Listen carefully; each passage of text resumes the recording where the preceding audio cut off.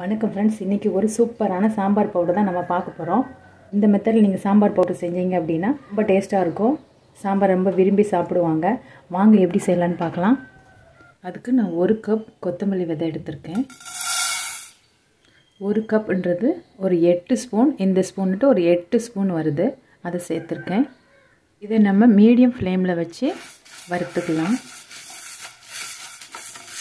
கொத்தமல்லி விதைகள் இப்போ லைட் ப்ரௌன் கலரில் வந்துருச்சு. இதில் ஒரு 10 காஞ்ச மிளகாய் சேர்த்துக்கலாம். இந்த மிளகா நல்ல காரமாக இருக்கும். இதையே லைட்டாக வறுத்து எடுத்துடலாம். மிளகாய் நல்லா வறுத்தாச்சு. இதையும் தனியாக எடுத்து வச்சுக்கலாம். அடுத்து 2 ஸ்பூன் துவரம்பருப்பு சேர்க்குறேன். 1.5 ஸ்பூன் கடலைப்பருப்பு, 1.5 ஸ்பூன் உளுந்தம்பருப்பு.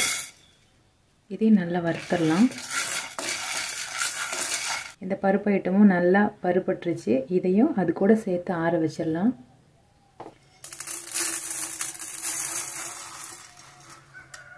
நான் எல்லாமே இந்த ஸ்பூன்ட்டு தான் எடுத்துருக்கேன். 1 ஸ்பூன் சீரகம் சேர்த்துக்கலாம். 1/4 ஸ்பூன் போல் மிளகு சேர்த்துக்கலாம். இதையும் வறுத்துடலாம். சீரகம் நல்லா வெடித்து ரெடி ஆயிடுச்சு. இதையும் அதோடு சேர்த்து ஆற வச்சிடலாம். அடுத்ததாக 1/4 ஸ்பூன் வெந்தயம் சேர்த்துக்கலாம். 1/4 ஸ்பூன் அரிசி சேர்த்துக்கலாம். நம்ம சாப்பாட்டுக்கு யூஸ் பண்ணுற அரிசியை சேர்த்துக்கிடலாம். இதையும் வறுத்துடலாம்.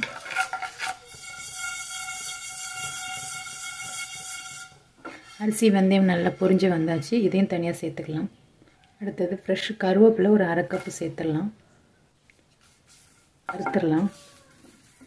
கருவேப்பிலை நல்லா சருகு மாதிரி வறுத்தாச்சு.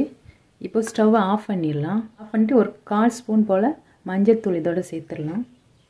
கொஞ்சமாக பெருங்காயத்தூள் சேர்த்துக்கலாம். சேர்த்து இது கூட வறுத்துக்கலாம். ஸ்டவ் ஆஃப் பண்ணிவிட்டு பண்ணுறதுனால மஞ்சள் தூள் கருகாது.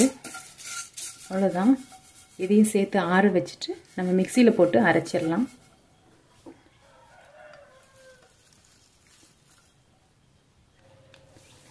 சாம்பார் பொடி இப்போ அரைச்சாச்சு. இது சூடு ஆறுறதுக்காக கொஞ்சம் நேரம் பிளேட்.